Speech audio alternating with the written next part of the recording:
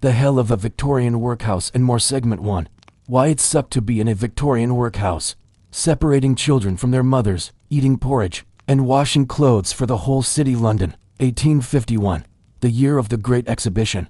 While Queen Victoria and Prince Albert were celebrating the marvels of industry beneath the glass arches of the Crystal Palace, thousands of others, the invisible majority, were toiling away in misery, hidden behind the thick stone walls of workhouses. For them, the age of progress was a sentence of suffering, painted in soot, sweat, and despair. Windows like dead eyes staring back. There is no welcome, no pity, only the metallic rasp of a key and the snap of a bolt. The arrival it begins with footsteps, mud-caked boots clacking against cobblestones slick with rain and horse dung. A gaunt woman, clutching a threadbare shawl to her chest, shuffles forward with two children in tow, one a crying infant swaddled in rags. The rags she wore are tossed into a bin labeled contaminated. A matron inspects her hair, her teeth, her nails, finds lice, scribbles notes. Her infant is pried from her arms by a nurse who vanishes down a corridor without a word. A bell clangs. No butter. No tea. Always the bell. It tolls for waking, for washing, for work, for silence, for prayer. It rules like a tyrant. Her son, Thomas, is led in the opposite direction. The other a wide-eyed boy of about 6, silent from hunger or fear or both. Edith is assigned to the laundry. It is a vaulted chamber filled with the stink of boiling lye and steam that burns the lungs. She and 20 other women are tasked with washing linens for not only the workhouse, but for the entire parish. They scrub with iron brushes until their fingers bleed. They haul steaming sheets through wringers that crush bones if one is not careful. The belief is that poor boys must be taught obedience, not ambition. The rain picks up. No resting. If one collapses, she is beaten with a cane. No toys. No books. Just bare walls and order. No one offers them a blanket. No one cares. Her name is Edith Penrose. She is 27 but looks 40. Her husband, a coalman, was crushed beneath a collapsed cart 2 months prior. Since then, she sold all she had: the wedding ring, the family kettle, even her hair to a wig maker. Now there is nothing left but the children and the workhouse. They arrive at the gates of the Southwark Union Workhouse just before dawn. It looms like a fortress, all iron and stone. You understand that the children will be separated for proper moral instruction. Boys and girls housed apart, infants to the nursery. You will not retain authority over their daily routines. You will follow all orders. You will surrender all personal possessions. Do you accept? A porter with a face like sour milk meets them. He does not ask her name, only motions toward the stone step where they must sit. Warden will see you after morning meal. He grunts. Keep the boy from running off. A clerk with ink-stained fingers and a voice like a clock pendulum recites a form. Edith huddles close to the children. The separation by noon. Edith is summoned. You understand that by accepting union relief, you and your children become wards of the parish. Edith nods. What choice is there? Remove your clothing, he says. We'll have it laundered. You'll be issued workhouse uniform. She strips, cheeks aflame. Don't worry, Mama, he says, eyes large. I'll be good. Then he, too, is gone. Edith is handed a coarse dress the color of old porridge. Her name is not used again. She is now simply inmate to 143. The regimen. The workhouse day begins at 5 a.m. Breakfast is a ladle of gruel, a watery porridge made from oats and boiled in copper pots, turned green from corrosion. A thin slice of bread. Chores begin immediately after. No talking is allowed. The children's ward. Meanwhile, Thomas is marched with other boys into the boys' dormitory, a long, echoing room of wooden cots and iron chamber pots. His day is spent in a schoolroom where a charity-appointed instructor drills them in scripture and penmanship, but never arithmetic or science. Discipline is brutal. Talking earns a slap, slouching, a blow with a ruler. Once, a boy wets his bedding. He is made to stand naked in the yard while others mock him. Thomas misses his mother. The laundry's fumes have eaten through her skin. She requests treatment. The overseer prescribes vinegar. He doesn't know that she sleeps on a straw mattress crawling with fleas, or that her hands are raw from caustic soap. He only knows that she is gone, and no one will tell him why. Hunger and disease by the second week. Edith has sores along her arms. Lunch is stew, if one can call it that. Mostly turnip water, sometimes with a lump of gristle floating in it. Dinner is identical to breakfast. Illness spreads quickly. Children die first, then the elderly. Coughing is constant. Rats skitter through the kitchens. The girls are beaten, then locked in solitary closets the size of coffins. Bread and water, no light. Alice is never seen again. Bodies are buried behind the chapel without headstones. She crumples. There is no mourning, only replacement, rebellion and punishment. A nurse strikes her with a switch. Alice screams. No party, no cake, only a handshake from the instructor and a new Bible with his name misspelled inside. Peer into pots, nod at the orderliness. The other girls murmur. One night, she slips into the corridor during a storm. She reaches the boys' wing, searching for Thomas. A spark ignites. Pamphlets circulate. Charles Dickens pens articles.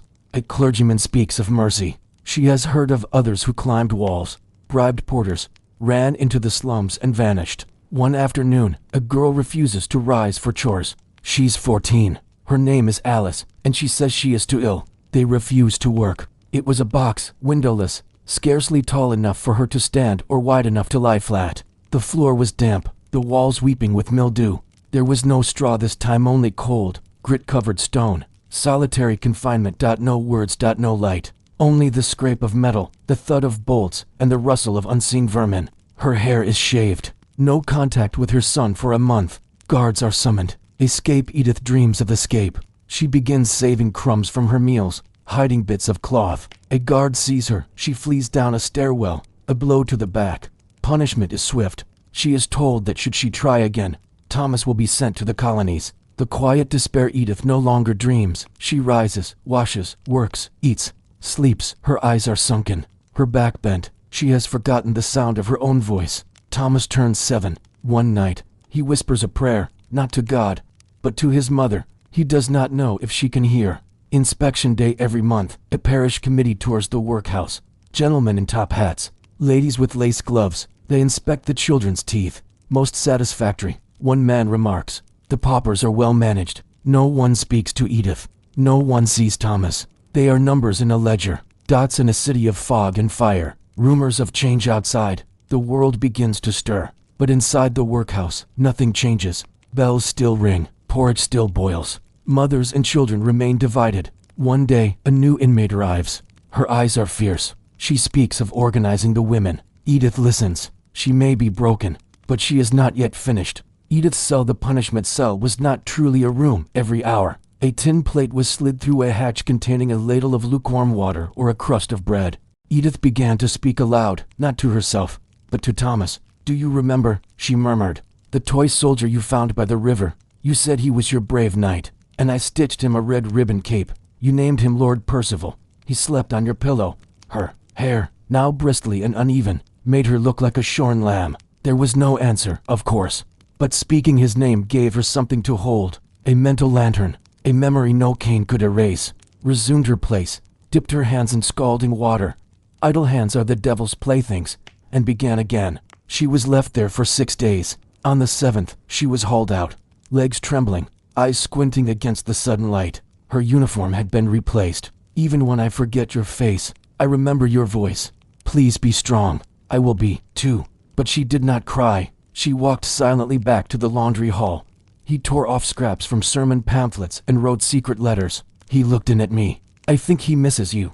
Where the air smelled faintly of lavender and old books. Ives was there. She said nothing at first, only poured 2 cups of tea. Letters that are never sent. Tea was not offered. Tea was punishment in disguise. But writing was an act of defiance. Cleverness. That can be dangerous. We need nimble fingers and quieter mouths. It was a test. Edith nodded. Or useful, a secret form of hope. Thomas learned to write in the workhouse, though the words he was permitted were limited. God, sin, obeyed scripture verses copied 100 times. Who whispered consoling words while docking your rations or assigning you to clean the privy pits? With bare hands, she would make you kneel for an hour with pins stuck beneath your nails. But at night, when he was sure no one watched, mended coats for the overseers. Sometimes, they worked on fine linens bound for wealthy households, the hypocrisy etched in every silk hem sewn by blistered hands. Dear Mama, one began, I saw a robin today. He was outside the window near the kitchen yard. A woman with long yellow fingers and eyes like burnt sugar. She spoke little, but observed everything. Another read, Dear Mama, I dream of your singing. Some soiled their beds more than once. There were more punishments, more bruises, less laughter, no explanation. It read. They were now hidden behind a loose panel in the privy wall. Each thread another line pulled tight across the unraveled fabric of her mind. A woman whose belt held keys, scissors, a cane. and a whistle. The children called her the widow because of her permanent black garb, though no one knew if she'd ever been married. She replayed every conversation she'd overheard, every shift in the matron's eyes. She had been brought close not for reward, but for easier surveillance. Every smirk, who walked like a shadow, and never raised her voice. Yet it was said she could make a girl confess anything with just a look. Stories passed in murmurs, tales of other workhouses where inmates disappeared, whispers of girls sent away in the night, of boys sold to chimney sweeps and never seen again. He kept them in a loose floorboard under his cot, hidden beneath a chipped slate and a mouse-chewed biscuit. He never got a reply. The matrons. Edith learned to recognize the different footsteps of the matrons. The heaviest belonged to Miss Grimsley. Another was Miss Trill, deceptively kind-faced. There was also the silent one, Matron Ives. One day, Edith was summoned. Inmate 243, said Grimsley, tapping her cane. The widow wants you. She was led to a small office behind the chapel. Edith hesitated. I've been observing you, Ives said finally, her voice smooth as porcelain. You show initiative. Edith kept her eyes on the teacup, unsure if it was poison, metaphorical or not. I will give you an opportunity, Ives continued, a new duty. You'll assist in the sewing room. It was not an offer. She was transferred the next day. The sewing room. The sewing room was warmer than the laundry, quieter, but no less cruel. They stitched uniforms for inmates. The head of the sewing room was Mrs. Sallow. If you pricked your finger and bled on the fabric, but Edith endured. Each stitch was a meditation, and sometimes the women talked softly, secretly. The boy who disappeared. Thomas had a friend, a quiet boy named Henry who came from the river wards. One morning, he was gone. They said he'd been transferred, but Thomas knew that meant something else. He tried to ask the instructor. The man's answer was a slap.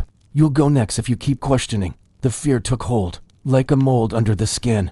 Boys began sleeping with one eye open. And yet, Thomas held fast to his letters. They were no longer messages, they were prayers. Edith's decision one evening. Back in the sewing room, Edith found a note tucked in the hem of a discarded tunic. They will send your son away soon. The matron knows. There was no signature. That night, she did not sleep. She lay on the mattress in the sewing hall's attic loft and counted the stitches in the hem of her blanket. She understood now. Her temporary promotion had been a trap. But she also knew the hallways now. She knew which doors were unlocked, which window had the broken latch. She knew how to sew a hidden pocket into a coat, and how to bake laudanum into tea. It was not hope that rose in her chest that night, but purpose. Escape was no longer a dream. It was a plan. Segment 2. The life and loss of Charles Dickens' sister, a tragedy that profoundly influenced literature. The forgotten sister, and before Scrooge found redemption on a winter's night. Charles Dickens was just a boy in a crowded house in Portsmouth, the one who was noticed, who showed promise. She studied piano with a seriousness that earned her entrance into the Royal Academy of Music at age 13, an extraordinary feat for a girl, and even more so for a girl of limited means. Her fees were partially paid by a kind-hearted relative, the rest scraped together by a father who spent more time in debt than insolvency. Among the many siblings who shared cramped rooms and tighter fortunes, and sent to work at Warren S. Blacking factory pasting labels on pots of boot polish for 10 hours a day, 6 days a week, there was one he loved most of all, Frances Elizabeth Dickens, or Fanny. He felt discarded, forgotten, cast out of the world of childhood into a realm of humiliation and grime. That sense of abandonment would later become the marrow of his novels, The Heartache of Pip, The Destitution of Oliver, The Rage of David Copperfield. Her letters, gentle, hopeful, poetic, were among his few comforts. Before he was the great chronicler of Victorian England, before Oliver asked for more, Fanny was calm. She did not become a concert pianist. He published under the pseudonym Bose, gained a readership, then acclaim, then fame. But fame came with cost. He became sharp, driven, occasionally cruel in his ambition. She suffered from what doctors then called consumption, tuberculosis. Her lungs were failing, her body wasting. Music became a memory. She rarely left bed. Henry worked when he could, but money was tight. It's all right, Charlie, she whispered. You turned the pain into stories. I was always proud. He left only when she fell into a fitful sleep. Still, he remained fond of Fanny, even as their lives moved in opposite directions. Instead, she became a teacher, and eventually married Henry Burnett, a fellow musician. One of them, Henry Jr., was born with severe disabilities. Charles visited often. He held the child in his arms, watching, His slow movements, his wide, wondering eyes, something about the boy affected him deeply. Where he was ambitious, she was introspective, but both shared the sharp glint of intellect. In Bleak House, a sickly boy's suffering anchors the plot's moral urgency. In Little Dorrit, the echo of Debtor's prison so tied to Fanny's youth is all-consuming.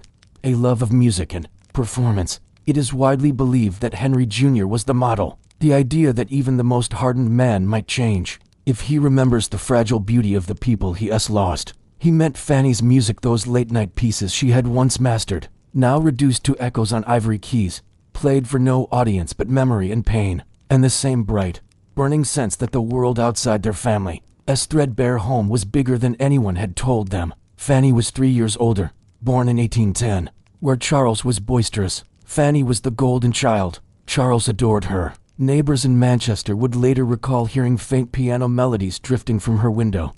Often in the late hours of night, her playing was slower, more fragile, like a song remembering itself. Later in life, he would write, "There was a grace in her touch." Charles, in a letter to a friend, remarked, "It was as if the sight of her a wisp of a woman, face sallow, breath shallow enmoored him, and a sadness in her smile that seemed to say everything we were too afraid to speak aloud."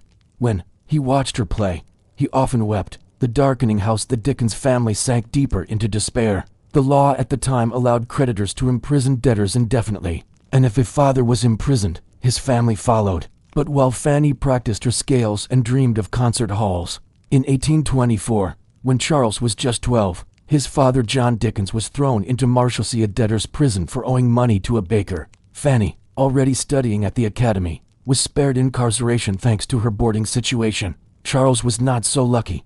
He was pulled from school. The experience scarred him, but through all of it, he remembered Fanny. She would visit when she could, slipping him treats, whispering encouragements, diverging paths. By 1830, Fanny had completed her studies. She was talented, admired, but as with many women of the time, her path was narrow. Charles, meanwhile, was rising. Fanny bore 2 children. Years later, he would write about Tiny Tim, the frail, kind-hearted child whose purity redeems an entire family. But behind closed doors, Fanny was struggling. Her health deteriorated in her 30s.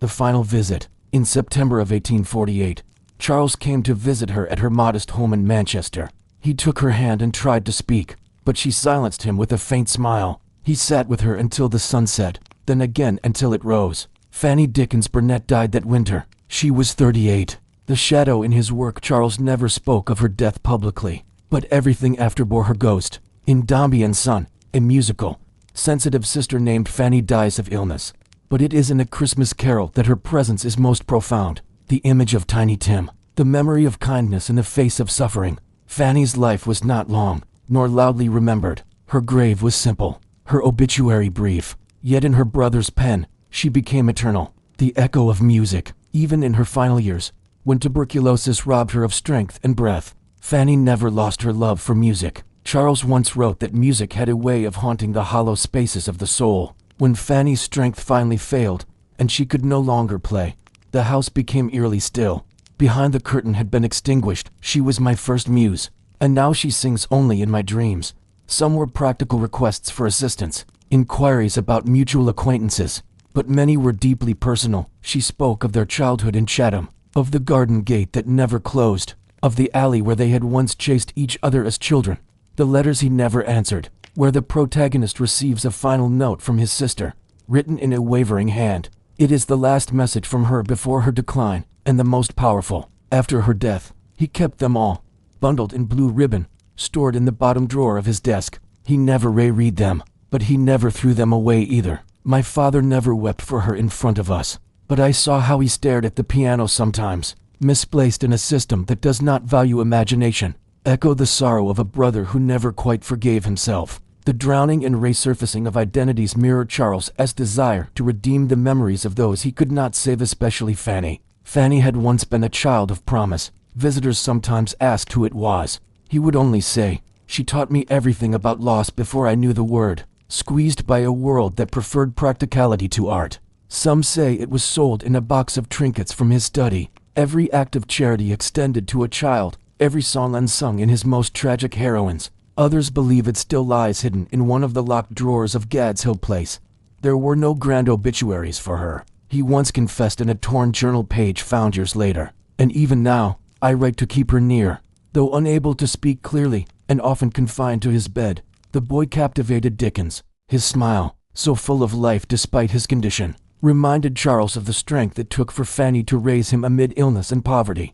No posthumous awards, no dedications, her son's gentle resilience, her quiet strength. Charles was desperately trying to rewrite his own reality where none had been saved at all. Her capacity to endure and still give love. In later years, he was increasingly restless. Once, in a letter never sent, he wrote, "He walked the streets of London for hours at night, alone. Forgive me, I was always chasing light, while you sat quietly in the shade, holding the better parts of me. Sometimes past the house where Fanny once lived, sometimes past the churchyard where she was buried. But as my first audience," he admitted that the stories he began telling at age 6, those whimsical fables he whispered by candlelight, had all been for her, just as he once had with Fanny, stories full of fairies, chimney sweeps, haunted clocks, and ghosts who learned to love again. She was the first to laugh at his jokes, the first to cry when his imaginary characters suffered, the first to believe that his voice mattered, even within the expanding world of arts and letters that Charles helped shape.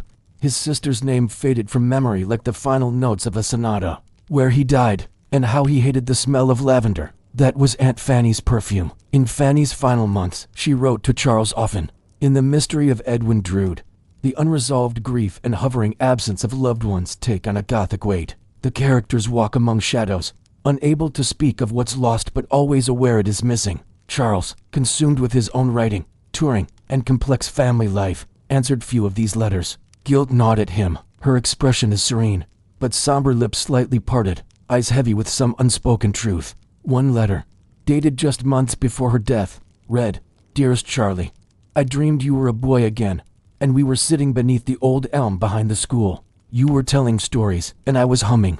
I hope the boy inside you still remembers me. Lost siblings, wasted talent, and quiet suffering. These were not invented themes, they were Fanny's legacy. Yours, always, Fanny." This letter would inspire a scene in David Copperfield. The silence in the family. Fanny's death was a quiet affair. No great procession, no grand obituary. A woman dying in poverty, a sister with a broken voice, a music teacher with soft hands and a louder soul. The family mourned in private, and even Charles, ever the master of emotional rhetoric, said little in public. His grief was subterranean, channeled not through tears but through story, to his own children. He rarely spoke of Fanny, but in his manuscripts, she lived on in many forms never quite named, but always present. One of his daughters, Kate Dickens, would later say, "Literary resurrection." As his fame solidified, Dickens began building moral lessons into every novel, but his emotional compass always pointed back to the themes of abandonment. In Hard Times, Sissy Jupe is a young girl of sensitivity and feeling. In Great Expectations, the kindness of Joe Gargery, and the ache of Pip's lost family. Even in Our Mutual Friend, a portrait in the shadows. In the only known surviving sketch of Fanny, she is drawn in profile, looking downward. Charles kept the sketch above his writing desk during the final years of his life. The portrait was lost after his death, but even without the image, her influence remains etched in every dying girl he ever wrote. The woman the world forgot. In Victorian society, women like Fanny, talented but constrained, brilliant yet quiet, were often erased, and yet, within Charles, she never vanished. In private writings never meant for publication, Dickens referred to her not as Fanny. "I wrote to keep her listening," her son, his shadow after Fanny's death. Her disabled son, Henry Jr., came under Charles's care for a time. He often sat beside Henry Jr. for hours, telling him stories. But when the boy died in childhood, silent, small, and largely unnoticed, Charles was inconsolable. Within months, he began outlining A Christmas Carol. Tiny Tim was born from that grief, not just the boy's, but Fanny's, in creating a fictional world where kindness triumphs and children are saved. Guilt and ghosts. Despite all his fame, Charles Dickens was a man hunted by regret. He rarely visited her grave, but he often left flowers with no name. "I pass by you now more than I should, dear Fan." This guilt bled into his final novels. To his biographers, Dickens appeared increasingly obsessed with unfinished endings. They missed the point. The most unfinished chapter of his life was Fanny's, a sister's legacy, though the world forgot her. Fragments of Fanny lingered in places readers never expected to look. The musical phrases in The Cricket on the Hearth, those soft, rhythmic sentences mimicking lullabies. the descriptions of women quietly teaching or dying in silence, the rare but powerful scenes where someone plays the piano in a dusty room, and no one knows why it makes them cry. These were not accidents. They were Fanny's fingerprints, left in ink and silence. One scholar in the early 20th century, Charlotte Petersham, once compiled a list of every time Dickens described music in his work. The common thread was that it always accompanied lost partings, farewells, moments of transformation. Petersham concluded, to understand Dickens's sense of sorrow, one must look not to his politics or poverty but to the piano that no longer played. She was right. Immortality in fiction praised by queens and critics alike. She did not witness the global publication of his novels or hear the crowds cheer as he toured America. Fanny Dickens did not live to see her brother knighted, but her spirit walked beside him. Not metaphorically, its sluggish current carried away more than refuse-it claimed lives, and often, in its most capricious moods, returned the dead. What had been dumped in secret murder victims, unwanted infants in winter. It was yellow and thick as milk. In summer, it stank of chemicals. It cloaked the city like a shroud, turning even gaslight into a blur. It was beautiful in paintings, deadly in life. The drowned poor would sometimes rise again when the tide shifted or storms churned the silt. In Nicholas Nickleby, in The Compassion of Smike, children walking home from the factory could slip into the mist and never return.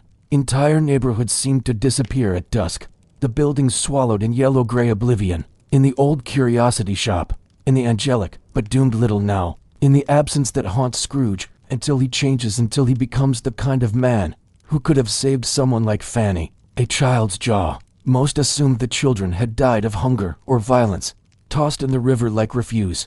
Their names, if they ever had them, were lost. That's what poverty does. It forgets fear when hunger stirs. A rib cage, still bearing the remnants of cloth. Police unearthed 2 more sets of remains over the next week, each smaller than the last. In Oliver Twist, in The Mercy of Rose Maylie, when the police asked him where the bones had come from, he grinned and said, "London's rivers got more ghosts than graves."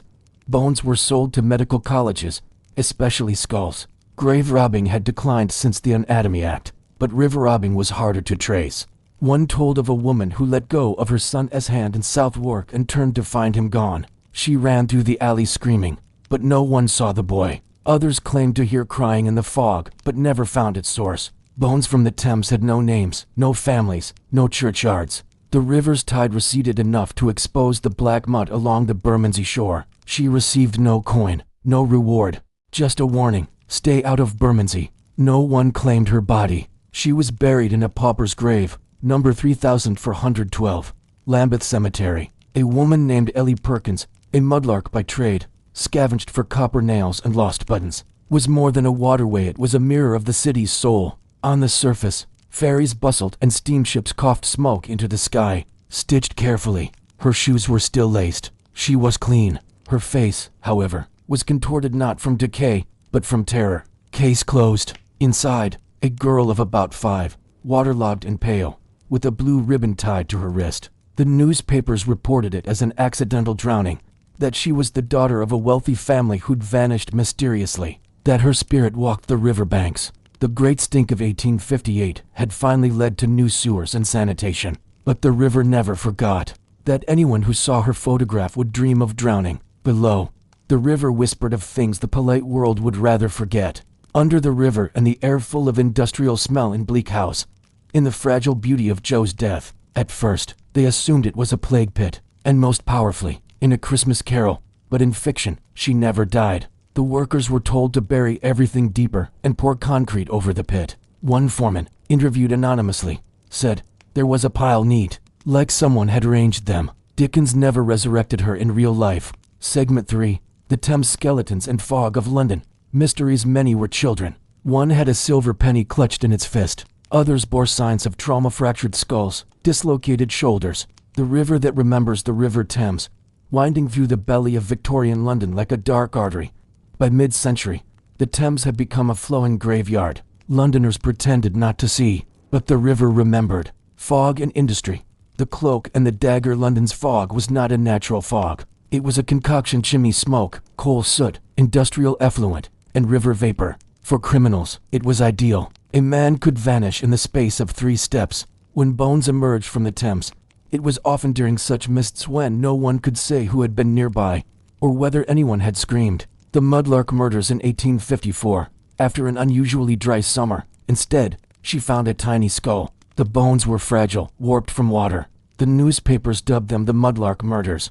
But there were no arrests, no inquiries beyond the first flurry of panic. For Ellie, the find meant little. She returned the next day anyway. Skeleton trade in the back alleys of London's East End. Bones had value. Surgeons paid for cadavers officially and otherwise. In 1862, a mudlark named Tom Belcher sold for human femurs and a jawbone to a medical examiner for 2 shillings. He bought bread and gin. They did not investigate further. The lost children of the fog stories were common by the 1870s. In 1873, a dock worker saw a bundle floating downstream, but there was bruising on her neck. The report vanished by week's end. Charles Dickens wrote once of the children who never made it home through the fog. It was not fiction. The embankment skeletons during construction of the Chelsea embankment in 1875. Workers uncovered a cache of human remains beneath layers of silt and broken masonry. It wasn't. The bones were recent. The city kept the discovery quiet. No inquiry followed. The embankment was completed on time. The girl in the blue dress, the most famous of the Thames victims, was found in 1882. Her body snagged in reeds near Chelsea. She wore a blue cotton dress. A morgue photographer, against orders, took her picture. That image, blurred and haunting, circulated secretly among police and medics for years. She became known as the Blue Girl. Rumors surrounded her. Her body was buried without ceremony. The inquest declared it an accident, but her photograph remains in the Metropolitan Police Archives to this day. Filed under unidentified, 1882. The river's silence by the close of the century. The Thames had been embanked, walled in, tiddied. Sometimes bones still surfaced during dredging or storm floods. Most were unnamed, unclaimed. The city had grown used to its ghosts. The fogs continued, thinner, perhaps, but still there. And when Londoners walked along the river's edge in winter, they sometimes said the air tasted like iron, like old secrets, like blood. River of the forgotten, the Thames, for all its breadth and historical grandeur, became in Victorian times the great equalizer of the forgotten. Nobles and paupers alike might find their end in its waters. Most were incomplete and armed with the hand still curled in a final gesture, or ribs tangled in a child's pinafore. Occasionally, entire skeletons were hauled up with the nets and dumped quietly in waste carts, but only one would be mourned, prompting speculation that the government was covering up the extent of the deaths. The numbers were too many. By the 1880s, dredgers employed to keep the commercial channels navigable often encountered human remains. It does not care for names. There is no judgment, only the slow and steady return of the unburied. The authorities no longer recorded them. The ghost garden became a coal depot. The children's names, if they ever had any, never entered the record. Over 35 disappearances were recorded in the East End during weeks of heavy fog. Most of the vanished were children or young women. A journalist from the Illustrated London News, disguised as a barge hand, too morbid, too accusatory, spent a week aboard one of the dredgers and later wrote, she was sent to Bethlehem Hospital, claimed she was pulled into a fog bank by a man with a butcher's apron. She escaped, half strangled, crawling into a grocer's shop near Spitalfields. But on the night she disappeared, the fog was so thick that hansom cabs abandoned their routes and church bells rang to guide lost pedestrians. The river gives us bones, as if exhaling memory, who took it upon themselves to keep vigil over certain parts of the Thames at night. That body snatchers still roamed, not for corpses, but for the still living. That the river itself was hungry. His editor refused to publish the full article, but copies of the manuscript circulated. In underground salons, it was found that a local midwife, long since deceased, had likely buried the stillborn and unwanted children of dockside prostitutes there. Over a span of decades, there was no foul play, officials claimed. Others refused to say why they watched. Beneath it, when the tide fell, was a hand. They were not wrong. The man lived in a shack by Blackfriars and rarely spoke. Of screams heard from beneath the bridges in the early hours. A woman's face seen just beneath the waterline, eyes open and mouth still moving. Of a glowing figure that walked the banks at low tide. Fishermen carried coins in their pockets to pay the ferryman, should the tide turn. Poets and playwrights romanticized it, of course, but those who lived nearest the water barge workers, ferrymen, dockhands spoke of it with grim reverence, wore no badges, but they kept lanterns lit on the river stairs, especially during fog, and sometimes left chalk marks where bodies had been found. Secret burial grounds in Millwall, Near the rusting iron frames of decommissioned ships, workers unearthed a trench filled with bones, mostly infants. There were no coffins, no markers, his boots still tied, only shallow graves lined with bricks. Children played near a fenced yard they called Ghost Garden. Not all of the Thames's dead were dumped into the river. Some were hidden in the mudbanks and docklands that no longer appeared on official maps. When construction began on a warehouse in 1885, an anonymous tip led to a brief inquiry. But some of the skulls had fractures. The site was paved over. The disappearing fog wasn't merely a nuisance in Victorian London, it was a phenomenon of fear. In one stretch of 1866 alone, some were later found dead, injured, or raving with fever in poorhouses. But many simply were not. Rumors grew that there were gangs who took advantage of the fog to abduct laborers for workhouses or ships. One woman, a former servant named Ellen True, the papers called her hysterical. She died there in 1868. Her story was never proven, and somewhere in that darkness, someone had been hunting. The Watchers. A less talked about phenomenon was the quiet emergence of the Watchers. Elderly men and women, they claimed no authority.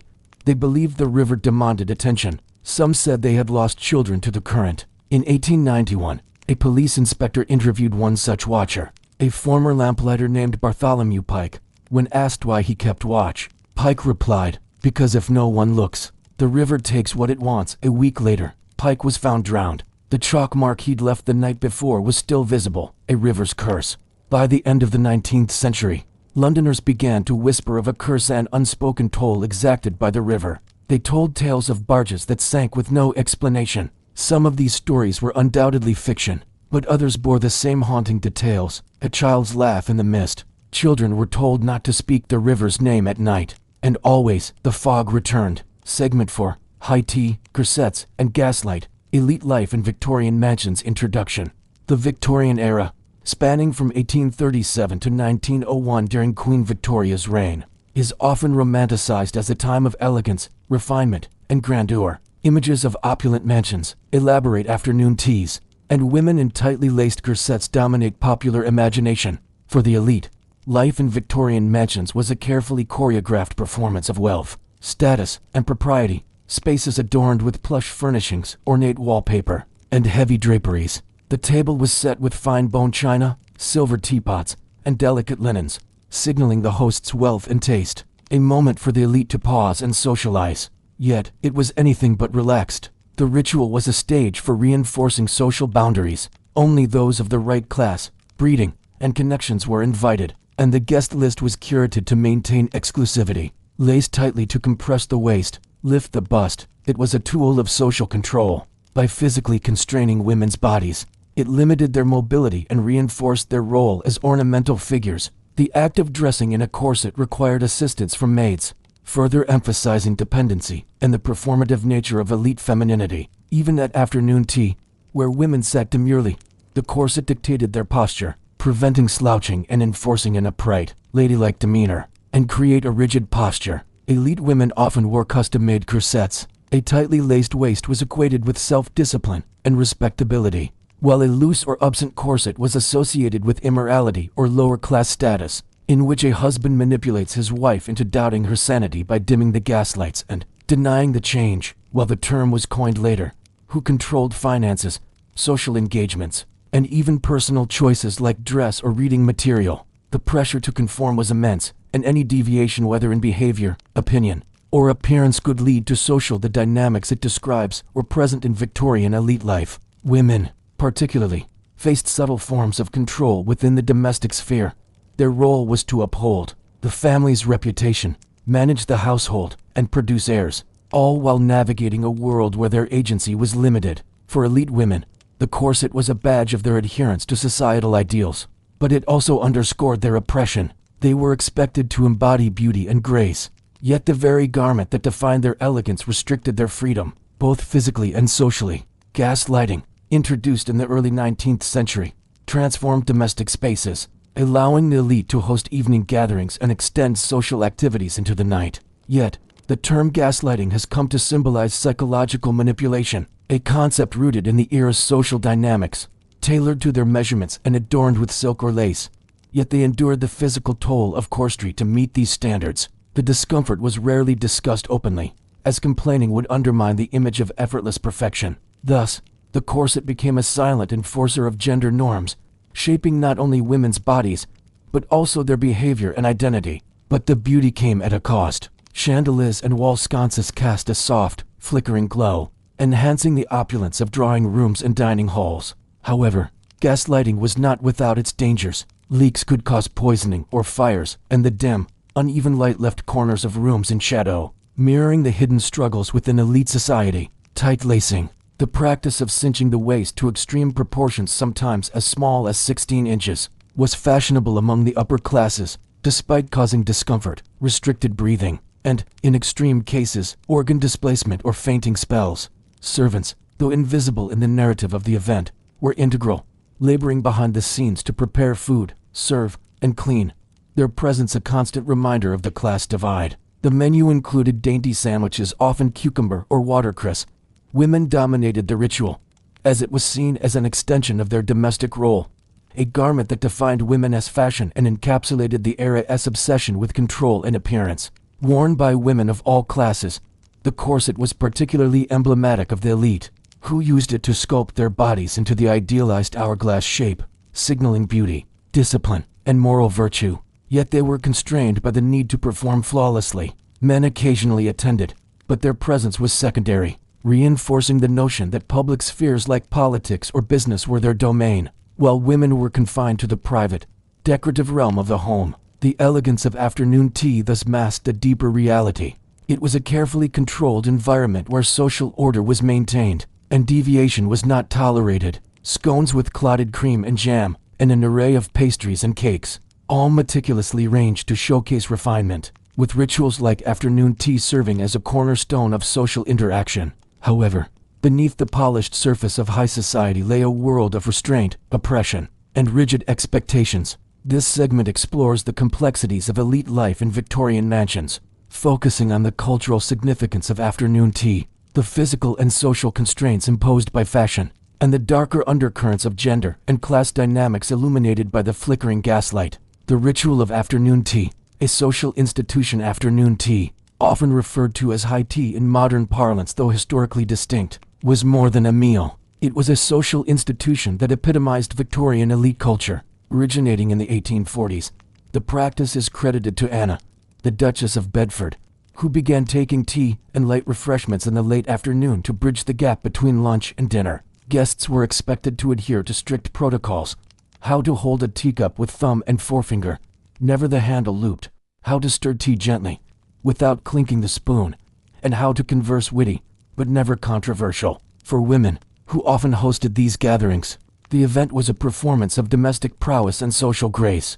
A successful tea could elevate a hostess's reputation, while a misstep such as serving lukewarm tea or failing to manage conversation could invite gossip and scorn. By the 1860s, afternoon tea had become a hallmark of aristocratic life, a ritual that reinforced social hierarchies and gendered roles. The setting and etiquette. Afternoon tea was typically served in the drawing room or a dedicated tea room. Within a Victorian mansion, the etiquette of afternoon tea was a minefield of unspoken rules. A facade of leisure on the surface, afternoon tea appeared as a leisurely indulgence. Moreover, afternoon tea was a gendered space. Corsets, the physical and symbolic restraint. No image of Victorian elite life is complete without the corset. The mechanics of the corsets were constructed from whalebone, steel, or stiff fabric. The corset was not merely a fashion statement, symbolism and social expectations. Symbolically, the corset represented the era's fixation on restraint and moral purity. The corset also highlighted the paradox of Victorian femininity. Women were idealized as delicate and fragile. Gaslight, illuminating the shadows of oppression. The gaslight that illuminated Victorian mansions was both a technological marvel and a metaphor for the era's hidden tensions. The ambience of gaslight. In Victorian mansions, gaslight created an atmosphere of warmth and sophistication. Gender and power dynamics. The term gaslighting originates from the 1938 play Gaslight. Later adapted into films, elite women were often subject to the authority of husbands or fathers, ostracism or accusations of instability. The gaslight interiors of Victorian mansions thus became stages for quiet battles over power and autonomy, where women were expected to perform contentment while suppressing their desires or discontent. Class and servitude. The oppression extended beyond gender to class. Servants, who toiled to maintain the grandeur of Victorian mansions, were largely invisible in the elite narrative. Their labor cleaning, cooking, and serving at events like afternoon tea was essential yet undervalued. Servants worked long hours in cramped, poorly lit quarters. Afternoon tea, with its delicate china and polite conversation, was a symbol of refinement, yet it reinforced rigid social hierarchies and gendered expectations, evoking images of grandeur and sophistication. Yet, they also reveal the era's darker truths: the restraint imposed on women, the invisibility of servants, and the psychological toll of a society obsessed with appearances. Afternoon tea, far from being a simple social ritual. Unguarded belts, gears, and looms could catch clothing or limbs. Factories lacked proper toilets, and workers often had to relieve themselves in buckets or nearby alleys during brief breaks. Drinking water, if available, was often contaminated, contributing to outbreaks of cholera and typhoid in industrial cities. Meals, eaten amidst the machinery, where rushed workers brought bread or cold porridge, as hot food was a luxury, swelled factory ranks in cities like Manchester. They faced prejudice, lower wages, and the most dangerous jobs, further entrenching their marginalization. A male worker's 15 shillings a week might cover rent for a cramped tenement room, basic food, bread, potatoes, or thin gruel, and little else. Women and children's earnings were even less, forcing families to pool income from multiple members. The piecework system, where pay was tied to output, intensified pressure to work faster, increasing errors and accidents. Fines for tardiness, damaged goods, or talking on the job further eroded earnings, and some workers received truck wages, payment in goods, or company script, trapping them in debt to factory-run shops. Disabled workers, often injured on the job, were relegated to menial tasks or dismissed, left to beg or enter workhouses. The relentless pace, driven by steam-powered machines that never tired, created an environment where human needs were secondary to production quotas, resulting in horrific injuries. Workers resided in overcrowded slums, often in single rooms shared by multiple families. Sanitation was poor, with open sewers and shared privies spreading disease. Malnutrition weakened, immune amputations were common, and fatalities were not rare. Men, women, and children worked side by side, each filling roles dictated by strength, skill, or cost. Men handled heavier tasks, such as operating large looms, forging iron, or loading raw materials. They earned slightly higher wages, typically 15 to 20 shillings a week, but were still trapped in poverty. Women, valued for their dexterity, dominated textile work, spinning threads or sewing fabrics. They earned half or less of men's wages, often 7 to 10 shillings, despite working the same hours. Their vulnerability extended beyond low pay. Sexual harassment by overseers was a pervasive threat, and reporting it risked dismissal or worse, especially among children tasked with crawling under machines to clear blockages. Gas lamps or sparse windows provided dim lighting, casting eerie shadows and increasing the risk of accidents. Ventilation was minimal, as factory owners prioritized cost saving over worker health, leaving workers to toil in stifling heat or damp cold, depending on the season. A typical workday lasted 12 to 16 hours, with workers standing for most of it, their bodies aching from repetitive tasks and unnatural postures. Was a microcosm of these tensions, a space where elegance masked oppression, and every detail was a performance of power. In the flickering glow of gaslight, the Victorian mansion was both a palace and a prison. Their small size made them ideal for dangerous tasks, like crawling under looms to tie broken threads or cleaning machinery while it ran. Child workers earned as little as 2 to 4 shillings a week, their labor exploited to maximize profits. Accidents were frequent. Crushed fingers, scalped hair, or severed limbs were grim realities. The Factory Acts, starting with the 1833 Act, aimed to curb child labor by setting age limits: no children under 9, and capping hours 9 per day for children under 13. But enforcement was weak. Factory owners often falsified records, and desperate families sent children to work to survive. Its beauty inseparable from its constraints. Corsets sculpted women into ideals of beauty, but at the cost of their health and freedom. Was the heart of the Industrial Revolution, transforming Britain into the world's leading industrial power. Factories, the engines of this transformation, churned out textiles, iron, machinery, and goods that fueled economic growth and global trade. Cities like Manchester, Birmingham, and Leeds became industrial hubs, their skylines dominated by smokestacks and their streets filled with the clamor of progress. Yet, for the working-class men, women, and children who toiled in these factories. Life was a relentless struggle marked by physical danger, economic exploitation, and social marginalization. This segment delves into the harsh realities of factory labor in Victorian cities, exploring the grueling conditions, the human cost of industrialization, and the flickers of resistance and reform that emerged from the sweat-soaked floors of these industrial behemoths.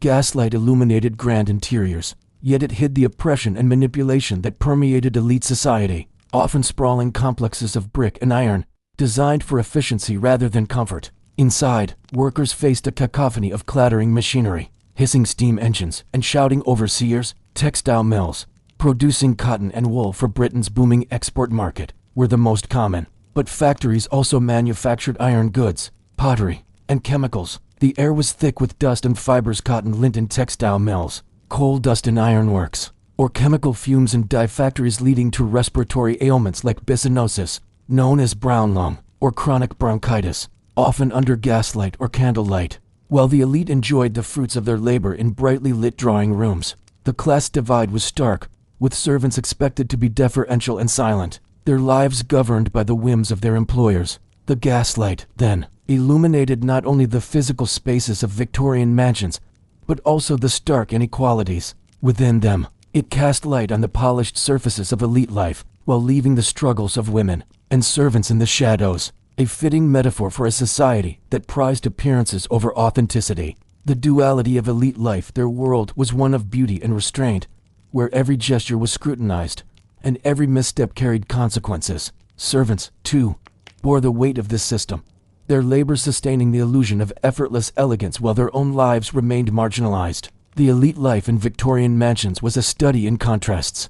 For the women of the Victorian elite, life was a performance, governed by rules that demanded perfection while denying autonomy. Conclusion: high tea, corsets, and gaslight are enduring symbols of Victorian elite life. Segment 5. The sweat of the factory.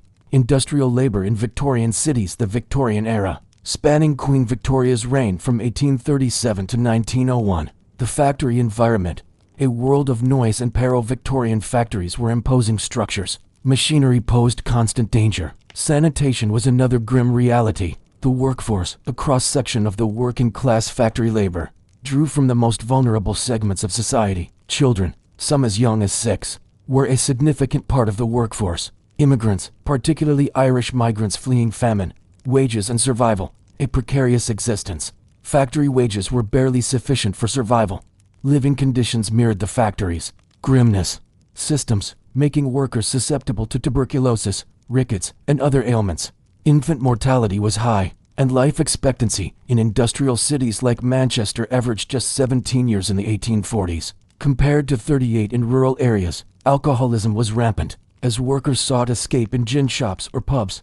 Domestic violence, fueled by stress and poverty, strained families. For single women or widows, factory work was often supplemented by piecework at home, sewing, or assembling goods for pennies, or, in desperate cases, prostitution. The economic precarity fostered a cycle of despair, social and psychological toll, dehumanization, and alienation. The repetitive task, spinning the same thread, hammering the same bolt, dulled the mind, reducing skilled artisans to automatons. Overseers enforced strict discipline, shouting orders or wielding straps to maintain productivity. Friedrich Engels. The condition of the working class in England 1845 exposed factory horrors. While religious groups like the Salvation Army offered charity, though often with moralizing strings attached, these efforts, combined with workers' own advocacy, laid the groundwork for modern labor laws, though significant change came only in the 20th century. While Elizabeth Gaskell's North and South 1855 humanized workers' struggles, parliamentary inquiries, spurred by reports of child maiming and worker deaths, literature, from Charles Dickens' Hard Times to the poetry of William Blake, captured the dehumanization of industrial work. They were places of relentless toil, danger, and dehumanization. The sweat of the factory was not just physical, but a symbol of the era's exploitation, where human lives were sacrificed for profit. Yet, amidst the clatter of machines and the weight of poverty, workers forged communities, resisted oppression, and planted seeds of reform that would transform labor rights. The legacy of their struggle endures, a testament to the resilience of the human spirit in the face of industrial adversity. Music halls, popular among workers, featured songs lamenting factory life or mocking greedy bosses, offering a rare outlet for expression. The factory also shaped gender roles, as women's participation in paid labor challenged traditional domestic ideals, paving the way for early feminist movements, led to gradual reforms. The Factory Act of 1847 limited women and children to 10-hour workdays, and later acts improved safety standards. Though loopholes and lax enforcement persisted, workers were dehumanized, treated as extensions of the machines they operated, their individuality erased by the demands of mass production. Factory work was not just physically grueling, it eroded workers' sense of self. The factory system also fractured traditional communities. Paintings like Ford Madox Brown's work, 1852-65, depicted laborers with dignity, contrasting with the grim reality. Meanwhile, the arts and crafts movement, led by William Morris, rejected industrial mass production, advocating for handcrafted goods, a direct critique of the factory system's aesthetic and moral toll. Rural migrants, lured by the promise of work, left behind village networks for the anonymity of urban slums. Families were strained, as long hours left little time for bonding. Children, working alongside parents, grew up fast, their childhoods sacrificed to economic necessity. Women faced a double burden, juggling factory shifts with domestic chores, cooking, cleaning, and childcare often into the night. Social isolation was compounded by class divisions. Factory owners and middle-class managers lived in suburban villas, far from the slums. Their wealth built on workers' labor. The elite viewed workers with disdain, associating them with dirt, crime, and immorality. Mutual aid societies and friendly societies offered small safety nets, pooling funds for sickness, injury, or burial costs. Informal networks among workers shared food, childcare, or tips on avoiding overseers' wrath. By the 1850s, trade unions began to form, though early efforts were hampered by legal restrictions and employer retaliation. The Chartist movement, peaking in the 1840s, demanded political rights like universal male suffrage, linking factory workers' plight to broader social reform. This stigma deepened workers' alienation, fostering a sense of inferiority that was hard to shake. Resistance and reform, seeds of change despite the oppression. Workers showed remarkable resilience. Public awareness grew through the work of reformers, and writers, philanthropists like Angela Burdett Coutts funded schools and housing for workers. The cultural legacy of factory life. Factory life left an indelible mark on Victorian culture. The visual arts reflected the era's ambivalence about industry. The factories of Victorian cities were the beating heart of Britain's industrial might. But for the workers who powered them. Segment 6. The Street Vendor's Cry. Survival in Victorian Markets. In the teeming, chaotic streets of Victorian cities, the cries of street vendors wove a vibrant thread through the urban tapestry, their voices rising above the clatter of horse-drawn carriages. Major markets like Covent Garden, Smithfield, and Leadenhall were epicenters of trade, a melodic or raucous shout crafted to cut through the urban din. Irish immigrants, fleeing the Great Famine of the 1840s, dominated fish and vegetable stalls in London's East End, defined by physical strain, economic precarity, and environmental challenges. A fish vendor might clear 3 to 5 pence profit on a good day, while a flower girl could earn slightly more. The middle and upper classes viewed them as dirty, dishonest, or linked to vagrancy and crime, a perception reinforced by sensationalist newspapers and reformers, who equated poverty with moral failure. If she sold to theater-goers or wealthy passers-by in affluent areas like the West End, competition was relentless, with vendors jostling for prime spots near market entrances or busy intersections. Price wars were common, as vendors undercut each other to attract customers, eroding already slim margins. Police harassment was a constant threat. Local authorities, under pressure from shopkeepers and middle-class residents, viewed vendors as nuisances, fining or arresting them for obstructing streets, lacking permits, or causing disorder. The Metropolitan Streets Act of 1867 and local bylaws further restricted vending hours and locations, pushing vendors into less profitable areas or underground economies. Vendors began their day before dawn.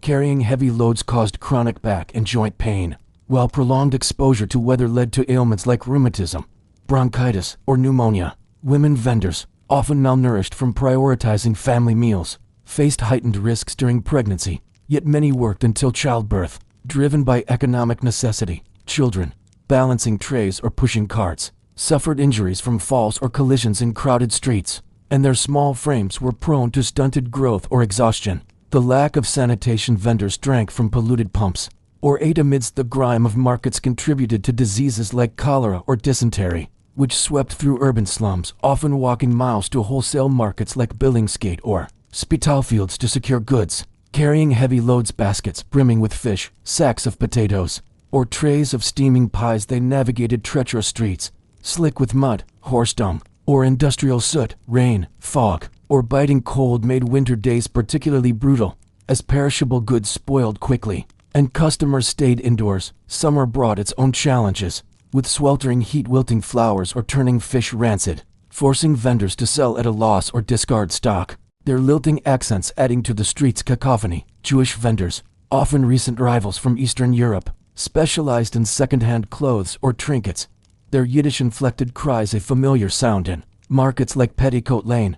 Children, some as young as 7 or 8, hawked matches, bootlasses, or flowers, their youth and vulnerability a poignant draw for customers. Women, who made up a significant portion of vendors, found the trade appealing for its flexibility, allowing them to juggle childcare or household duties, though it exposed them to unique risks and social scrutiny. These calls, often inherited across generations, were a blend of salesmanship and street theater, with vendors like the Baked Potato Man ringing bells or flower girls using sing-song chants to draw attention. The trade required minimal startup capital, a basket, a barrow, or a few shillings for stock, making it accessible to those barred from factory or domestic work, such as widows, orphans, immigrants, or the physically disabled. A vendor might begin the day with a borrowed shilling to buy fish, hoping to sell enough to repay the loan and pocket a few pence profit.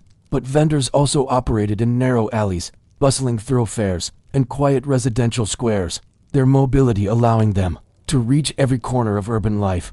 They sold an eclectic range of goods, fresh produce like apples, potatoes, or cabbages brought from rural farms, seafood such as oysters or herrings from coastal waters, baked goods like muffins, pies, or gingerbread, and second-hand items like boots, hats, or linen scavenged from wealthier households. Some vendors specialized in small luxuries, lavender sachets, flowers, or roasted chestnuts catering to the middle and upper classes, while others provided cheap, filling fare like pea soup or baked taters for the working poor. The shouts of omnibus drivers and the hum of industrial life, from the fishmongers of Billingsgate to the flower girls of Covent Garden. These vendors, often called costermongers, sold a dizzying array of goods: fresh fish, ripe fruit, hot pies, second-hand clothes, and fragrant flowers. Their distinctive calls, fresh herrings, 6 a penny, or sweet violets, buy my blooms, were both advertisement and performance, a daily symphony that defined the soundscape of London, Manchester, Glasgow, and other industrial hubs. For the working poor, street vending was a precarious yet vital lifeline, offering a fragile semblance of independence in an era where economic opportunities were scarce and tightly controlled. This segment delves into the lives of street vendors, exploring their critical role in the Victorian economy, the relentless struggles they faced, the vibrant subculture they forged, and the complex interplay of gender, class, and regulation that shaped their existence in a society that both relied on and marginalized them. The world of street vending, a marketplace of survival. Victorian cities were sprawling marketplaces, where street vendors thrived in the gaps left by formal commerce.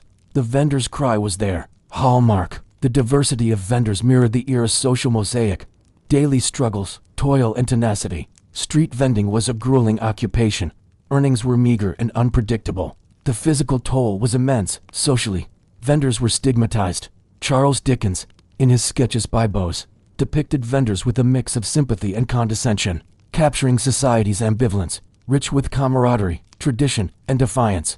In London's East End, costermongers created a distinct identity, complete with their own slang for selling, lush for drink, serving as the backbone of an informal economy that sustained the urban poor. They bridged rural and urban worlds, transporting fresh produce from farms to city dwellers who couldn't afford shop prices. Fishmongers brought cod and herrings from coastal ports, while fruit vendors hauled apples and plums from Kent or Essex, making seasonal goods accessible. Women, who comprised a significant portion of vendors, faced unique challenges. Victorian ideals of femininity emphasized domesticity, and vending's public, mobile nature exposed women to scrutiny and moral judgment. Flower girls, often young and unmarried, were vulnerable to exploitation, including sexual propositions from men in theater districts or markets. Widows or older women struggled to compete with younger vendors, whose youth and charm attracted more customers. Yet, vending offered women a rare form of agency, allowing them to earn independently and manage their own trade, a stark contrast to the rigid oversight of factory or domestic work. Their mobility allowed them to serve diverse neighborhoods, from the slums of Whitechapel to the affluent squares of Mayfair, adapting their wares to local tastes and budgets.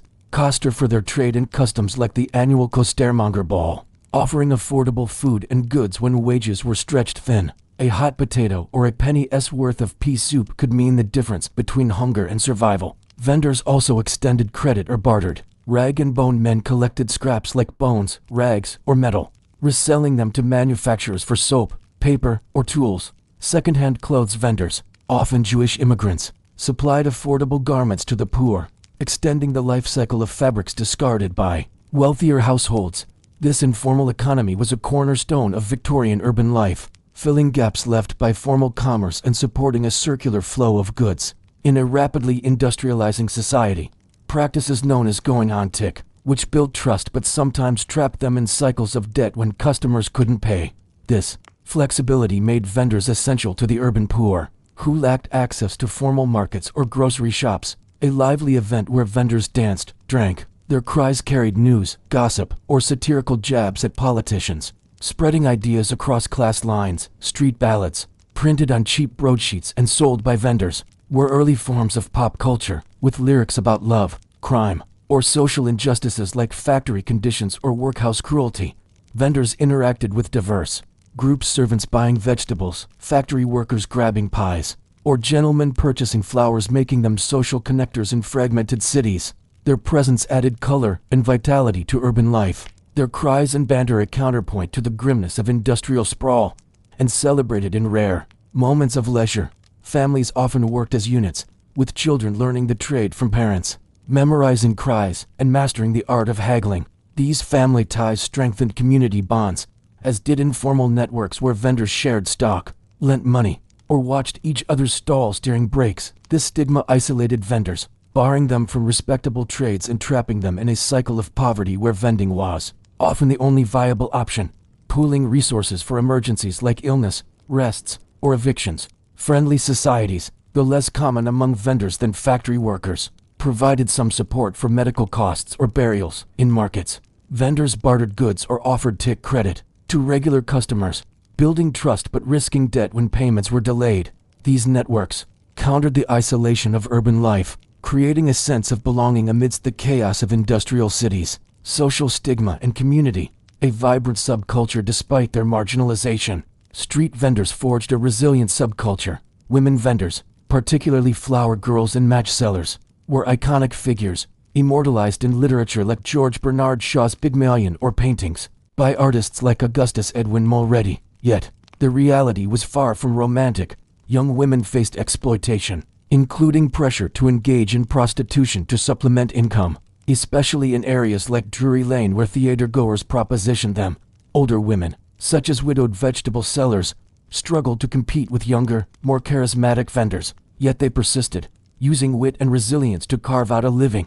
Despite these challenges, vending offered women a degree of autonomy rare in Victorian society, allowing them to control their earnings and hours. However grueling the work, vendors also formed mutual aid networks. The role of vendors in urban life, economic and cultural pillars. Street vendors were indispensable to Victorian cities. For the working class, vendors were a lifeline. Culturally, vendors were conduits of information and entertainment. Vendors also played a key role in recycling urban goods. Challenges beyond the street, gender, class, and regulation. Gender dynamics profoundly shaped vending. Class divisions further complicated vendors' lives. The middle and upper classes relied on vendors for fresh goods, but viewed them as nuisances, advocating for regulations to cleanse streets of their presence. The Metropolitan Streets Act of 1867 restricted vending hours and locations, adapting to economic and regulatory pressures with ingenuity. Their cries inspired music hall songs, which mocked greedy landlords or celebrated street life. Literature, from Dickens' Oliver Twist to Shaw's Pygmalion, immortalized vendors as symbols of urban struggle and spirit. Photographers like John Thomson captured their images in works like Street Life in London 1877. their soot-blackened faces and ragged clothing a stark contrast to the polished facades of the mansions and townhouses they serviced. Most sweeps were children, some as young as 4 or 5, where coal fires fueled the heating of homes. From opulent Mayfair mansions to modest terraces in industrial towns like Manchester or Birmingham, every coal-burning fireplace produced soot, ash, and creosote, which accumulated in chimneys, reducing airflow and posing risks of fire or toxic fumes. Sweeps were hired to climb inside flues often as narrow as 9 by 9 inches, or even 7 by 7 in older homes, to scrape away deposits using brushes, scrapers, or their bare hands and knees. The work was seasonal, peaking in autumn and winter when fires burned daily, but sweeps also serviced factories, bakeries, hospitals, and public buildings year-round, ensuring the smooth operation of urban life. Known as climbing boys or, rarely, climbing girls, whose small frames could navigate the tight, twisting flues of multi-story homes. These climbing boys and occasionally girls were typically orphans, workhouse wards, or children sold by impoverished parents to master sweeps, who acted as both employers and legal guardians under the apprenticeship system. Master sweeps ran small operations, employing a handful of children and providing them with rudimentary tools, a brush, a scraping tool, and a hoe scrambled up narrow, soot-filled flues to clear blockages, their small bodies perfectly suited to the claustrophobic chimneys of Georgian and Victorian architecture. This grueling, dangerous work was essential to keeping homes warm and safe, yet it came at an immense human cost, with sweeps facing physical injury, relentless exploitation, and early death. This segment delves into the lives of chimney sweeps, exploring their critical role in the domestic machinery of Victorian society, the brutal conditions they endured, the vibrant yet tragic subculture they formed, and the slow, hard-won reforms that emerged from their suffering. The chimney sweep's soot was not just a mark of their trade,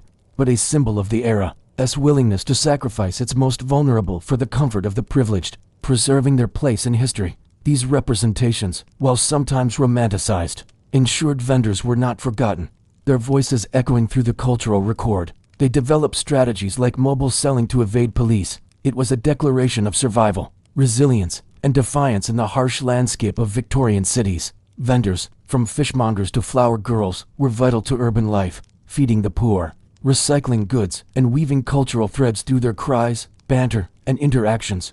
Yet, their lives were marked by relentless toil, economic precarity, and social stigma, their existence a testament to the era's stark inequalities. In the crowded markets and fog-laden streets, they carved out a space, their voices a vibrant reminder of the human spirit's ability to endure and adapt amidst adversity. The legacy of the street vendor endures, a symbol of the Victorian underclass's tenacity and the enduring pulse of urban life. Moving swiftly between streets to avoid fines, some used charm or humor to win customers, crafting cries that were both memorable and persuasive. Others formed early trade associations, like the London Costermongers Union, to advocate for rights, though these lacked the power of factory unions. Public sympathy, spurred by reformers like Henry Mayhew, whose London Labour and the London Poor 1851 detailed vendors' hardships, helped shift attitudes. Mayhew's vivid portraits of flower girls and fishmongers highlighted their resilience, prompting charity efforts, though these often came with moralizing conditions, such as attending church or abstaining from drink, while local bylaws banned vendors from certain areas, pushing them into less profitable fringes. These laws reflected a broader Victorian obsession with order and cleanliness, prioritizing middle-class comfort over working-class survival. Shopkeepers, threatened by vendors' lower prices, lobbied for stricter enforcement, further marginalizing the trade. Immigrant vendors faced additional prejudice. Irish vendors, stereotyped as rowdy or drunken, were targeted by police and locals, while Jewish vendors were accused of undercutting prices or dealing in stolen goods. These tensions sometimes erupted into violence, with rival vendors or residents attacking outsiders. Yet, immigrant vendors enriched markets, introducing goods like pickled herrings, bagels, or exotic fruits that became urban staples, reflecting the multicultural fabric of Victorian cities. Resistance and adaptation, defying the odds. Vendors were resourceful. Vendors also left a lasting cultural legacy. The street vendor's cry was more than a call to buy. Segment 7. The chimney sweep's soot, child labor, and survival in Victorian rooftops. In the fog-shrouded, coal-smoked cities of Victorian England, the chimney sweep was a hauntingly familiar figure. The world of the chimney sweep, A life coated in soot, chimney sweeps were indispensable in Victorian cities. The trade was dominated by children. Sacked for soot and minimal sustenance, children lived in the master's home, clothes tattered and patched, often barefoot even in winter. Climbing boys entered flues through fireplaces or rooftop openings, inching their way up or down using elbows, knees, and backs pressed against the rough brick walls. Sweeps survived on meager rations, stale bread, thin gruel. Many climbing boys were orphans or sold into the trade by desperate parents, leaving them without family or affection. The constant danger, abuse, and isolation eroded their sense of self, and the stigma of their blackened appearance made them targets of ridicule or fear. Children as young as 5 were forced to act like adults, navigating dangerous work, and harsh masters faced additional prejudice, stereotyped as lazy or prone to thieving. In London, where the trade was most prevalent, sweeps were a visible underclass, their blackened figures a stark contrast to the polished streets of Belgravia or Mayfair. Yet, their visibility did not translate to agency. They were excluded from respectable society, their labor essential but their lives disposable, their childhood stolen by the demands of survival. Yet, small acts of resilience shone through. Sweeps shared stories, sang songs, or played makeshift games in alleys. Coal fires were the primary heat source for homes, factories, and institutions, and a blocked chimney could fill a house with smoke, cause fires, or release carbon, forging fleeting moments of camaraderie amidst their hardship, or scraps begged from customers' kitchens, leaving them malnourished and stunted. Their small size, while useful for climbing, was often a result of starvation, with many children appearing younger than their age, viewed as dirty, dishonest, and morally suspect. The middle and upper classes, whose homes they cleaned, treated them with disdain or pity, associating their soot-covered appearance with crime, vagrancy, or immorality. Children, in particular, were seen as pitiful but necessary, their suffering a byproduct of urban life's demands. Newspapers occasionally highlighted their plight, but these accounts often framed sweeps as objects of charity rather than individuals deserving justice, reinforcing their marginalization. Living conditions mirrored the work's grimness. Sweeps slept in unheated, damp lodgings, their clothes and bedding caked in soot. Sanitation was non-existent. Workhouses supplied many climbing boys, as parish officials saw the trade as a way to offload surplus children, reducing poor relief costs. Parents in dire poverty sold children to master sweeps for a few shillings, a transaction that severed family ties and condemned children to years of servitude. The apprenticeship system, meant to teach a trade, was a sham, binding children to masters until age 21. With no education or protection, contracts were rarely enforced, and masters faced little accountability for abuse or neglect. They drank from polluted pumps and bathed rarely, contributing to skin infections, lice, and diseases like tuberculosis or smallpox, which thrived in their squalid environments. Flues were pitch black, hot, and filled with choking soot, with sharp bends, loose bricks, or blockages that could trap a child.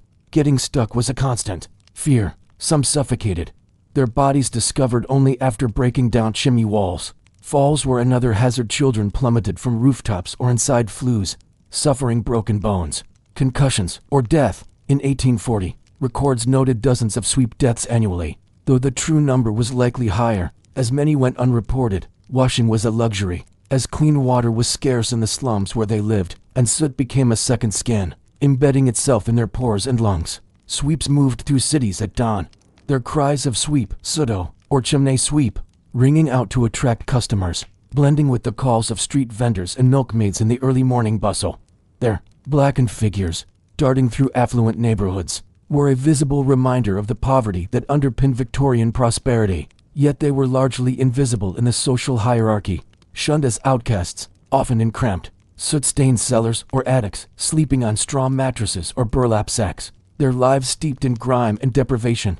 Master sweeps, driven by profit, forced children to climb faster or work longer hours, using beatings, starvation, or verbal abuse to enforce compliance. A slow or reluctant child might be whipped or sent up a hot flue, where burns were inevitable. The physical toll was relentless, climbing abraded skin, leaving knees and elbows raw and scarred. Soot-irritated eyes, causing infections or blindness, and prolonged exposure led to respiratory ailments like chronic bronchitis or chimney sweeps. Cancer, a rare scrotal cancer caused by soot trapped in skin folds, which was often fatal and agonizing.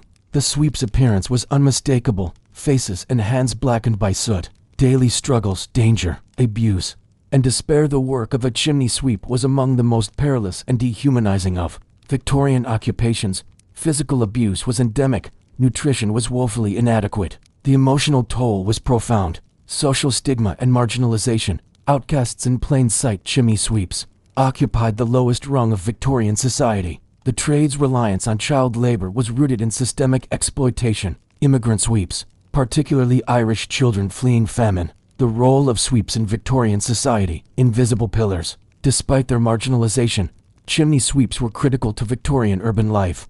Monoxide, a silent killer. Sweeps ensured the safety and comfort of households.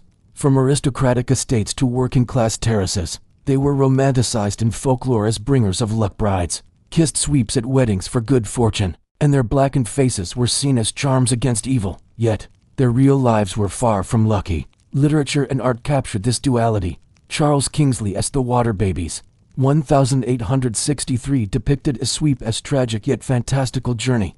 The apprenticeship system, unregulated until the mid-19th century, allowed masters to treat children as property, profiting from their labor while providing minimal care, facing the same dangers, but with added vulnerability to sexual exploitation by masters or customers. Some sweeps ran away, risking starvation or capture by police. Writers like Charles Kingsley, whose The Water Babies blended fantasy with social critique.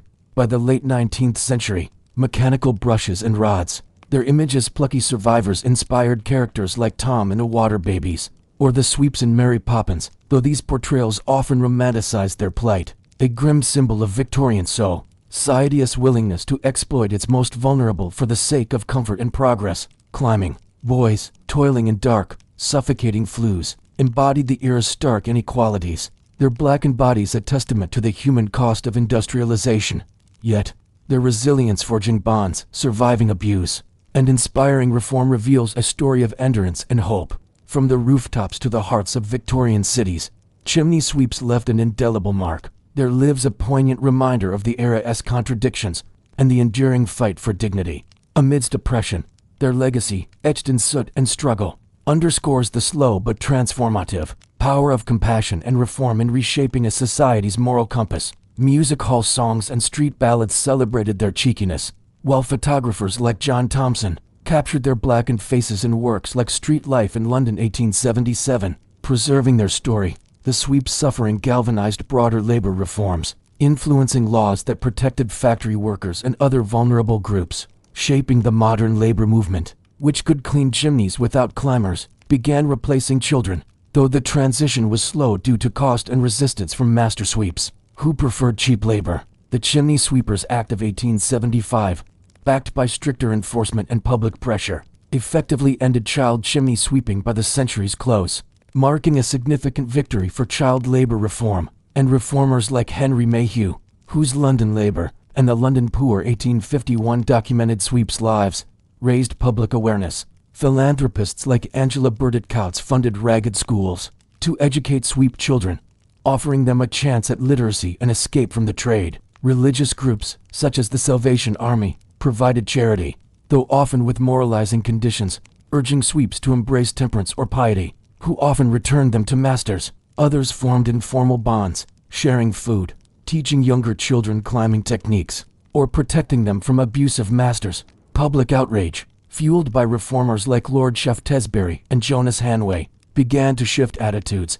The Chimney Sweepers Act of 1840 banned climbing boys under 16, but enforcement was weak until the 1875 Act, which required licensing and regular inspections. These reforms were driven by harrowing accounts of sweeps' deaths, children suffocating in flues, falling from roofs, or succumbing to cancer, publicized through parliamentary inquiries and newspapers. Older sweeps, often men who had survived childhood in the trade, struggled with declining health, lung disease, joint pain, or cancer, making other work nearly impossible. Many ended up in workhouses or as beggars, their bodies broken by years of toil. A master sweep could earn a shilling or two per chimney, a significant sum, while children received nothing beyond meager food and shelter. Legal loopholes undermined early reforms, like the Chimney Sweepers Act of 1788, which set a minimum age of 8, but was rarely enforced due to lax oversight. While sentimental paintings by artists, Like George Elgar Hicks portrayed sweeps as waif-like figures,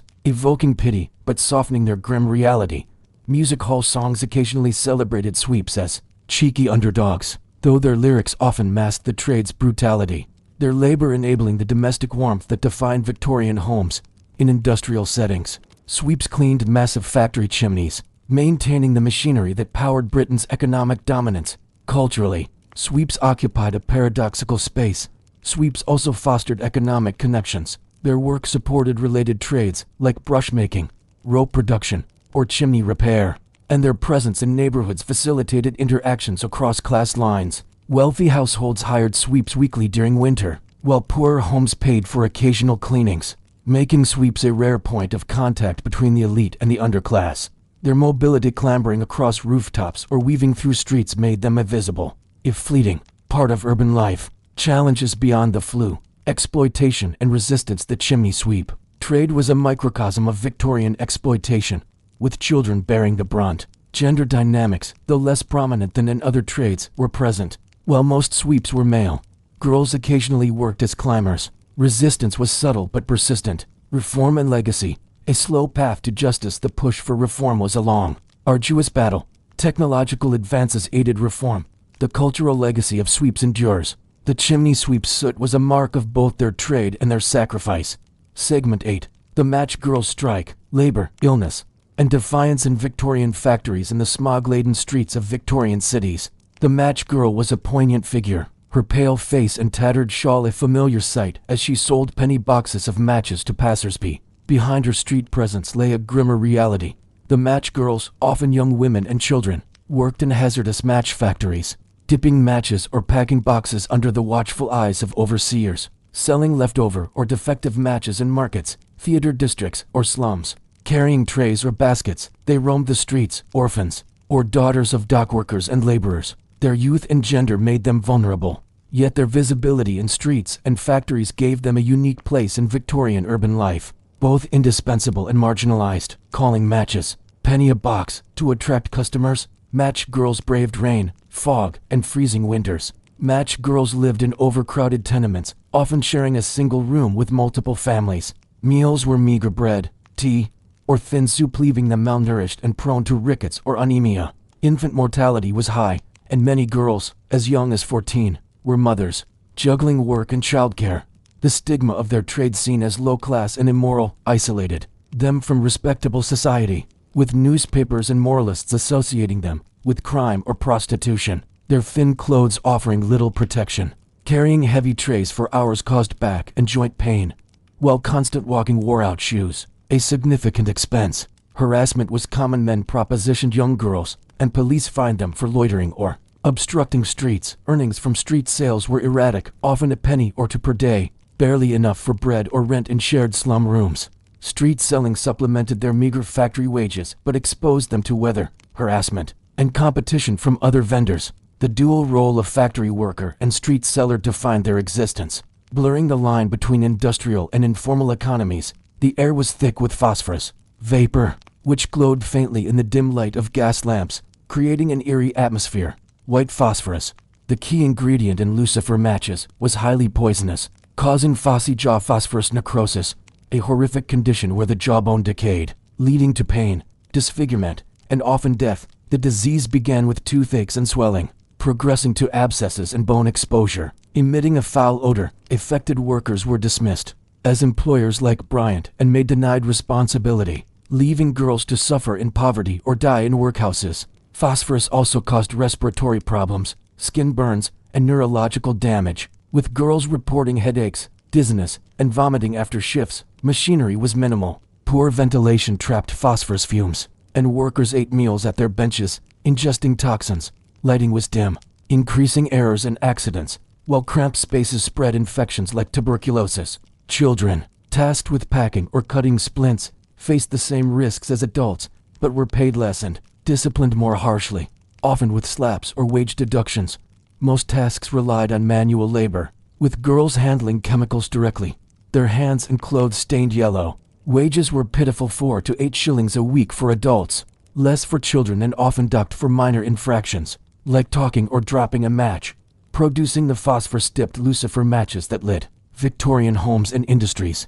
Their labor was cheap, their conditions deadly, and their lives marked by poverty, disease, and exploitation. Yet, the Match Girls story is also one of defiance, culminating in the landmark Match Girls strike of 1888, a pivotal moment in labor history. This segment explores the lives of Match Girls, their perilous work in factories and on the streets, the physical and social toll of their trade, and their remarkable resistance, which sparked a broader movement for workers' rights in an era that often ignored the vulnerable. The world of the Match Girl, factories and streets Match Girls, were integral to Victorian society, as matches were a necessity for lighting fires, lamps, and gas lights in homes, factories, and public spaces.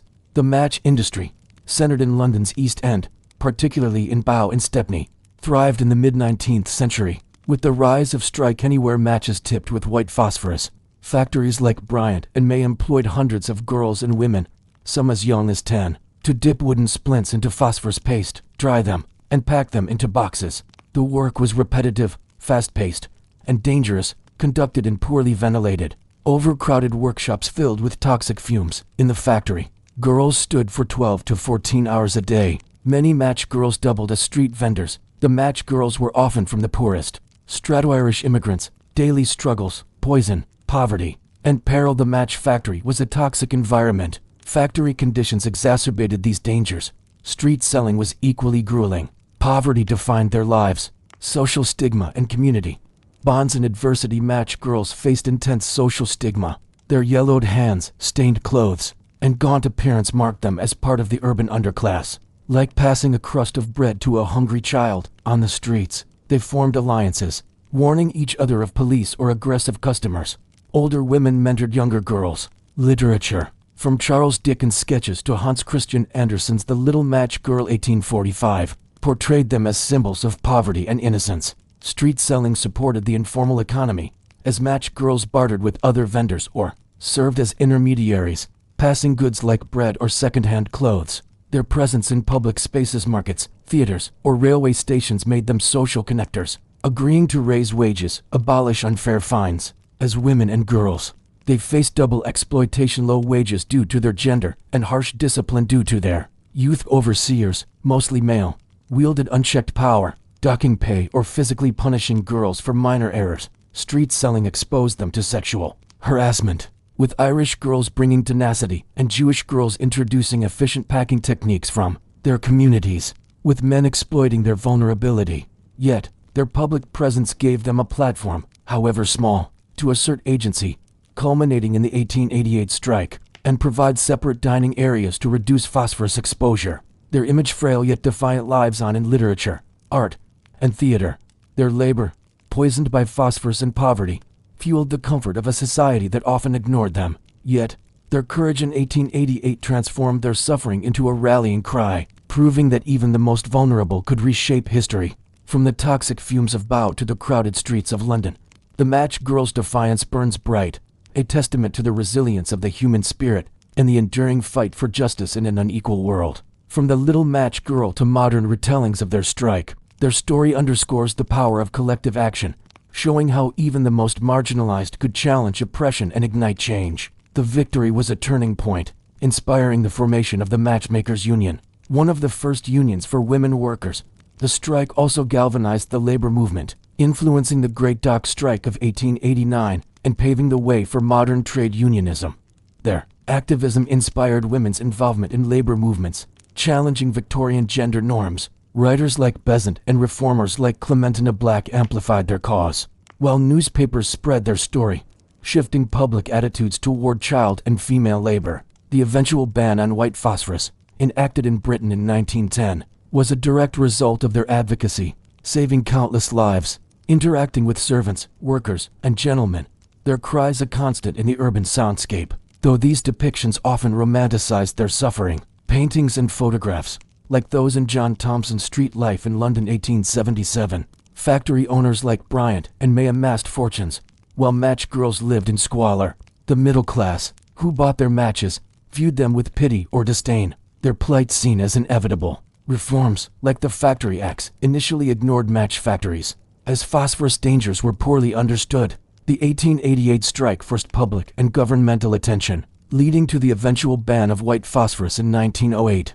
Those safer red phosphorus matches were slower to adopt due to cost. A watershed moment in labor history. Despite their youth and lack of union experience, the girls formed a strike committee, held public meetings, and rallied support from socialists, trade unionists, and the press.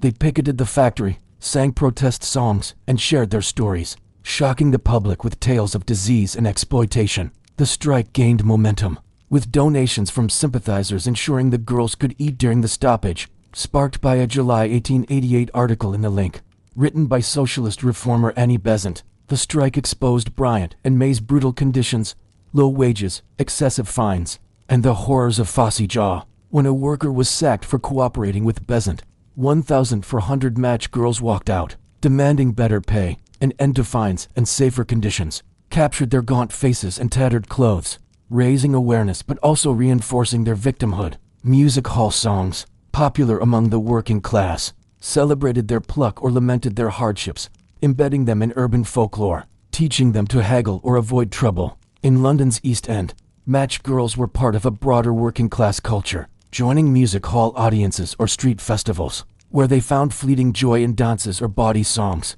Viewed by the middle and upper classes as dirty or untrustworthy, girls pooled money for emergencies, like medical costs for a sick colleague, producing and selling a product essential to every household and industry. Matches lit fires for cooking, heating, and lighting, and their affordability penny boxes made them accessible across classes. Factories like Bryant and May supplied millions of matches daily, fueling Britain's industrial and domestic needs. Street-selling match girls ensured distribution, reaching slums, markets, and affluent neighborhoods, their mobility bridging economic divides, or bartered matches for food. Some joined early trade organizations or friendly societies, though these were less common than among male workers.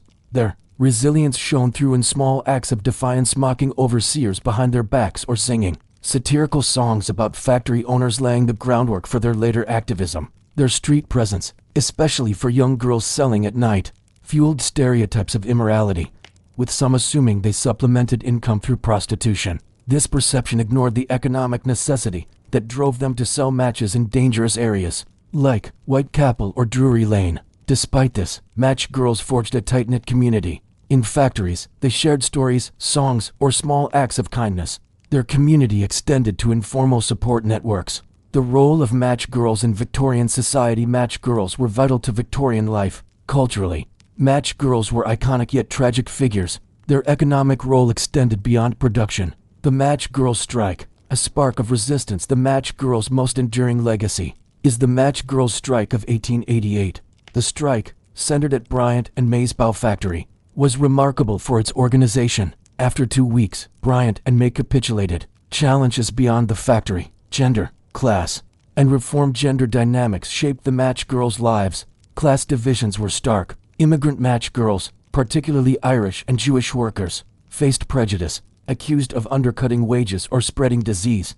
Their resilience, however, enriched the trade. Legacy, a flame of change. The match girls' legacy extends beyond their strike. Culturally, match girls remain enduring symbols. The match girls' strike was a spark in the darkness of Victorian exploitation, illuminating the harsh realities of factory and street life.